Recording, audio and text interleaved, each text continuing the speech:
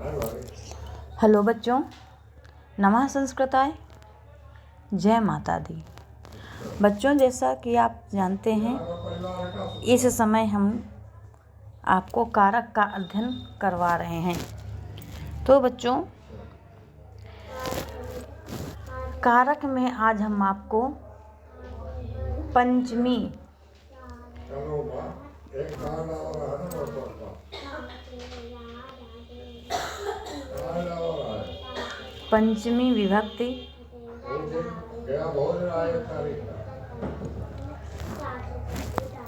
विभक्ति पढ़ाएंगे, जिसको हम अपादान कारक भी कहते हैं।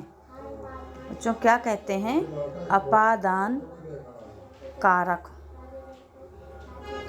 तो आज आपको पंचमी विभक्ति या अर्थात अपादान कारक का ज्ञान कराएंगे। बच्चों, अपादान कारक का सूत्र, प्रथम सूत्र होता है ध्रुवम पाए अपादानम। ध्रुवम पाए अपादानम। ध्रुव किसे कहते हैं? तो ध्रुवम का मतलब होता है जिससे अलगाव की क्रिया होती है। जिससे अलगाव की क्रिया होती है वहाँ पर पंचमी विभक्ति का प्रयोग किया जाता है। अपाय का अर्थ होता है वियोग, विरह। वियोग और विरह, ये सब क्या है? हमारे अपादान कारक हैं। जैसे आप यदि समझना चाहें तो उदाहरण द्वारा समझ लें। सीता घर से जाती है। सीता घर से जाती है। तो घर से जो जा रही है सीता, तो क्या हो रहा है? इसका अलगाव हो रहा है। क्या हो रहा है? अलग हो रही है। कहाँ से अलग हो रही है? घर से अलग हो रही है। विरह है तो वियोग है। मतलब जब सीता घर से जाएगी, सीता ससुराल जाएगी, तो वहाँ पर क्या है? वियोग है, विरह है, अलगाव है। और इन्हीं शब्दों को अपाय कहा जाता है। या फिर आप मान लो किसी का यहाँ पर विरह है, समझ में आ रहा है, अलगाव समझ में आ रहा है, और अगर इसी जगह आ जाए वृक्ष से पत्ते गिरते हैं। वृक्ष से पत्ते गिरते हैं। तो वृक्ष से पत्ते क्या हो रहे हैं? अलग हो रहे हैं। अर्थात जिससे अलग होती है चीज़, कोई वस्तु, तो वहाँ पर हम पंचमी विभक्ति का प्रयोग करते हैं। यहाँ पर होगा सीता गृहात् गच्छति। यहाँ पर इसकी संस्कृत हो जाएगी सीता गृहात् गच्छति, और इसका हो जाएगा वृक्षात्। वृक्षात् किससे अलग हो रहा है? वृक्ष से। क्या अलग हो रहा है? पत्ते। तो अगर ये आ जाए वृक्ष से पत्ता अलग हो रहा है, या वृक्ष से पत्ता गिर रहा है, तो पत्ता आ जाएगा तो पत्रम लिखेंगे, और ये पत्ते आ जाएगा तो पत्राणि लिखेंगे।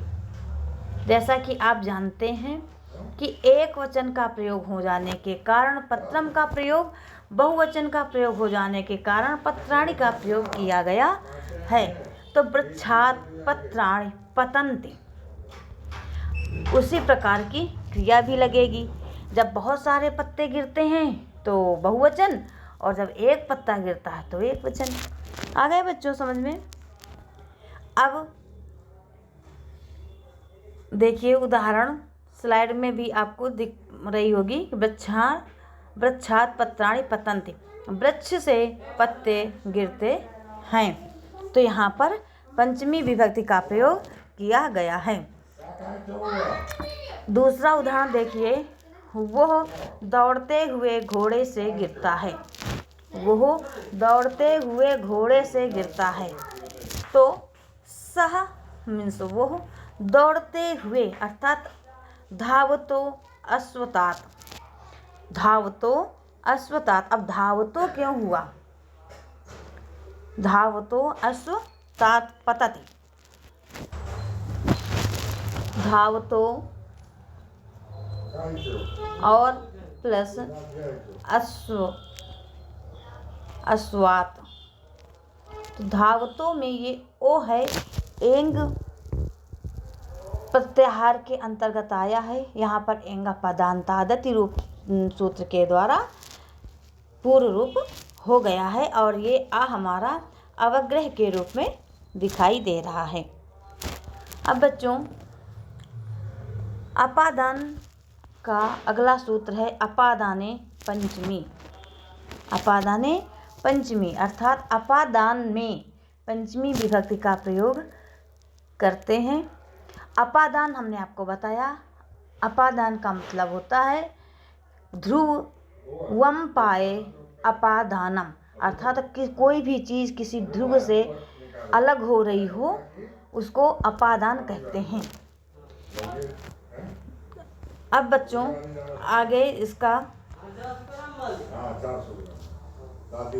देखिए उदाहरण अपादाने पंचमी में कि अपादान में पंचमी विभक्ति होती है। कुणालः ग्रामात् आगच्छति, कुणाल गांव से आता है। तो गांव से क्या हुआ? अलग हो रहा है, गांव से वो आ गया तो अलग हो गया। अलग हो जाने की जहाँ से वो अलग हो रहा है वहाँ पर पंचमी का प्रयोग, पंचमी विभक्ति का प्रयोग कर देते हैं। तो बच्चों पंचमी विभक्ति में कारक कौन सा आता है? अपादान कारक आता है, अपादान कारक कहते हैं। इसका अगला सूत्र है बच्चों भीत्रार्थानां भय हेतु। भीत्रार्थानां भय हेतु। भी मीन्स होता है डरना, जैसे वो शेर से डरता है। और त्राण मीन्स होता है रक्षा करना, वह हमारी रक्षा, चोरों से रक्षा करता है। तो रक्षा करने के अर्थ में और डरने के अर्थ में हम हमेशा पंचमी विभक्ति का प्रयोग करेंगे। पंचमी विभक्ति का प्रयोग अर्थात अपादान का प्रयोग करेंगे। अब इसका उदाहरण देखिए। भीत्रार्थानां भय हेतु, भी मीन्स डरना, त्राण मीन्स रक्षा करना। भी एवं त्राण अर्थ वाली धातुओं के योग में पंचमी विभक्ति का प्रयोग किया जाता है। पंचमी विभक्ति का प्रयोग किया जाता है। अगर आप इस तरह से न समझें तो आप यह लिख लें कि जिससे डरा जाए या जिससे रक्षा की जाए उस स्थान पर, उस वस्तु पर, उस व्यक्ति पर पंचमी विभक्ति का प्रयोग किया जाएगा। जिससे डरा जाए, यदि शेर है शेर से हो गया, सर्प सांप है तो सांप से हो गया। तो आप इसमें सांप में, शेर में जिससे डर लगे वहाँ पर आप पंचमी विभक्ति का प्रयोग करेंगे। जिससे रक्षा की जाए, चोरों से रक्षा की जाए, तो वहाँ पर हम अब क्या करेंगे? पंचमी विभक्ति का प्रयोग करेंगे। उदाहरण स्वरूप देखिए, चोरात बिभेति, चोर से रक्षा करो। भय धातु की आ गया। अब इस तरह के प्रश्न में पूछा जा सकता है कि किस सूत्र के अनुसार यहाँ पर पंचमी विभक्ति हुई है चोरात विभेति में। तो आपको याद रखना है कि इस सूत्र में यहाँ पर भीत्रार्थानां भय हेतु सूत्र के द्वारा पंचमी विभक्ति का प्रयोग किया गया है, क्योंकि चोर से रक्षा करना है।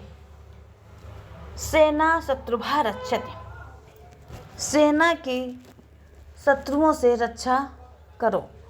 तो सेना की रक्षा करना है, किससे करना है? शत्रुओं से। तो जिससे रक्षा की जाए और जिससे भय लगे उस पर हमें पंचमी विभक्ति का प्रयोग करना है, वही हो गया।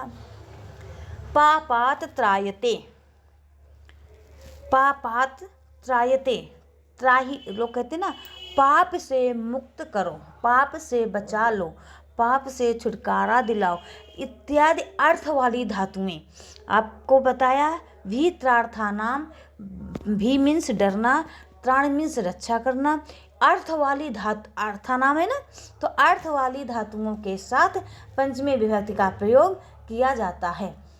कौन सी संधि हो जाएगी? इस सूत्र में दीर्घ संधि हो जाएगी। भी त्रार्थानाम भय हेतु। अब बच्चों इसका अगला सूत्र होगा आख्यातोपयोगे। आख्यातोपयोगे, आख्याता मीन्स होता है व्याख्याता, अर्थात जो तुम्हें व्याख्या दे, पढ़ाए, समझाए। तो वहाँ पर होता है अध्ययन करना, तो उसको कहते हैं आख्याता। उपयोगे अर्थात नियम पूर्वक, उपयोगे अर्थात नियम पूर्वक। नियम पूर्वक यदि आप अध्ययन करेंगे तो सफलता मिलेगी। नियम पूर्वक कोई कार्य किया जाता है तो वहाँ सफलता अवश्य मिलती है। जैसे कि एक छोटा सा उदाहरण आ रहा है मन में, उसको कह रहे हैं, करत करत अभ्यास ते जड़मति होत सुजान, रसरी आवत जात ते सिल पर परत निशान। यदि आप अभ्यास करेंगे तो निश्चित ही सफलता के दौर पर को प्राप्त करेंगे। तो बच्चों आख्यात उपयोगे में आपको क्या करना है? नियम पूर्वक कोई कार्य हो रहा है किसी के द्वारा, तो वहाँ पर पंचमी विभक्ति का प्रयोग किया जाता है। जैसे उपाध्यायात अधीते, उपाध्यायात अर्थात अध्ययन करने के लिए जो हमारे आचार्य हैं वो नियम पूर्वक हमारी पूजा कराएं या नियम पूर्वक हमें अध्ययन कराएं। वहाँ पर उपयोग में नियम से कराने पर पंचमी विभक्ति का प्रयोग कर दिया गया। यहाँ पर कौन सी विभक्ति आ जाती है? पंचमी विभक्ति। कारक पूछ ले तो अपादान कारक, सूत्र पूछ ले तो आख्याता प्रयोगे। बच्चों एक ही प्रश्न में कई प्रश्न बन जाते हैं। अब जैसे दूसरा उदाहरण देखिए, छात्राः गुरोः पठन्ते, छात्राः गुरोः पठन्ते, छात्र गुरु से पढ़ते हैं, छात्र गुरु से पढ़ते हैं। जब गुरु से पढ़ते हैं तो क्या है? नियम पूर्वक होता है, कार्य वहाँ प्रतिदिन होता है, विद्यालय में जाता है, पढ़ता है, प्रतिदिन पढ़ते हैं, तो वहाँ पर नियम पूर्वक लग जाने से हमारा ये पंचमी विभक्ति का प्रयोग हो जाता है। पंचमी विभक्ति यदि कहें तो कौन सी विभक्ति कारक चिन्ह होता है? अपादान कारक होता है। अब बच्चों जुगुप्सा, विराम, प्रमादार्थानाम उपसंख्यानम, हर एक शब्द का अलग अलग करके अर्थ बताने से आपके दिमाग में बात पहुंचेगी। अब जैसे पूरा सूत्र है जुगुप्सा विराम प्रमादार्थानाम उपसंख्यानम, तो जुगुप्सा का अर्थ होता है घृणा करना या निंदा करना। विराम का अर्थ होता है रुकना, ठहरना, स्थित होना। प्रमाद का अर्थ होता है असावधानी, लापरवाही या जानबूझकर कोई अनदेखा कर देना, उसको हम कहते हैं प्रमाद। तो बच्चों इन शब्दों के आने पर हमारी पंचमी विभक्ति का प्रयोग होता है। अब जैसे उदाहरण देखिए, सह पापात जुगुप्सते, सह पापात जुगुप्सते, सह पापात विरमति, सह धर्मम प्रमाद्यते। आपको हमने बताया जुगुप्सते मीन्स निंदा करना, वो पाप के लिए निंदा करता है, पाप को ना करने के लिए, कि वो पाप करना गलत बात है, उसको रोकने के लिए आपको हमने बताया भी कि रुकने के लिए, स्थित रहने की स्थिति पर, रुकने की स्थिति पर, ना करने की स्थिति पर क्या आते हैं? पंचमी विभक्ति। तो पापात में हमारा पंचमी विभक्ति का प्रयोग कर दिया गया। विरमति, सह पापात विरमति, रुकिए, पाप मत करिए। सह धर्मम प्रमाद्यते।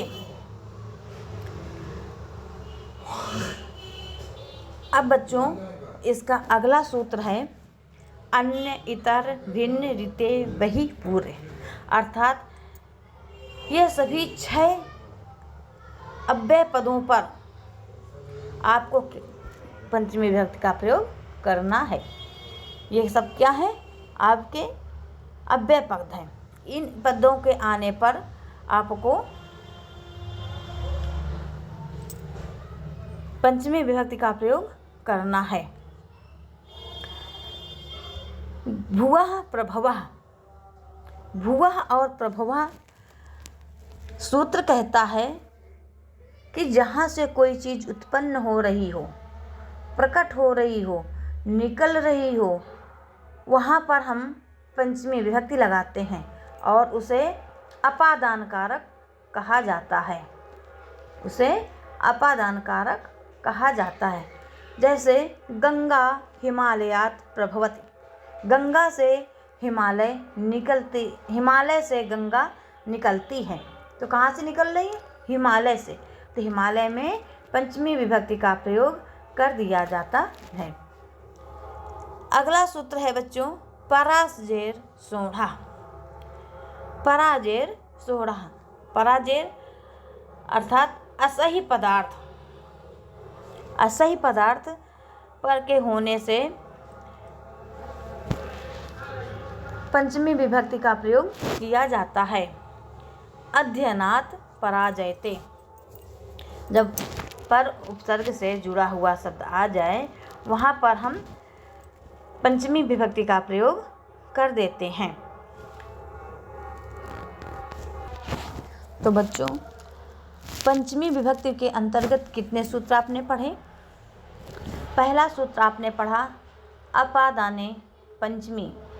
अपादान की विभक्ति में, अपादान कारक में पंचमी विभक्ति का प्रयोग किया जाता है। फिर अपादान क्या है इसके लिए आपने पढ़ा ध्रुवम पाए अपादानम। ध्रुवम पाए अपादानम। फिर आपने पढ़ा कि भीत्रार्थानाम भय हेतु जुगुप्सा विराम। फिर आपने पढ़ा